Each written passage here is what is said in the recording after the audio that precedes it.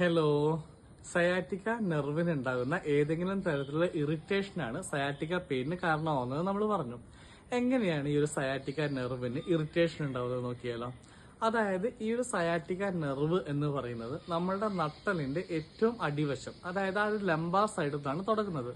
So ഈ lumbar ഭാഗത്ത് ഉണ്ടാകുന്ന ഡിസ്ക് ബൾജ്, അങ്ങനെ ബൾജ് ചെയ്തിരിക്കുന്ന ഈ ഒരു ഡിസ്ക് ആ ഒരു സയാറ്റിക്ക നെർവിൽ തട്ടുന്ന സമയത്ത് സയാറ്റിക്ക നെർവിന് ഇറിറ്റേഷൻ ഉണ്ടാകും, അല്ലെങ്കിൽ കംപ്രഷൻ ഉണ്ടാവുകയും സയാറ്റിക്ക പെയിൻ കാരണമാവുകയും ചെയ്യും.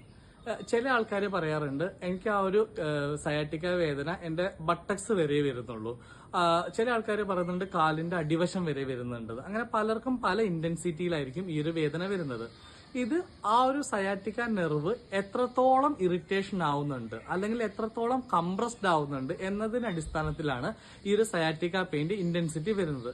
നല്ല രീതിയിൽ ഡിസ്ക് ബൾജ് ഉണ്ട്, സയാറ്റിക്ക നെർവ് നല്ല രീതിയിൽ കംപ്രസ്ഡ് ആയിട്ട് ഇരിക്കുന്നുണ്ടെങ്കിൽ നല്ല രീതിയിൽ വേദനയും നല്ല രീതിയിൽ ഇറിറ്റേഷനും ഉണ്ടാകും.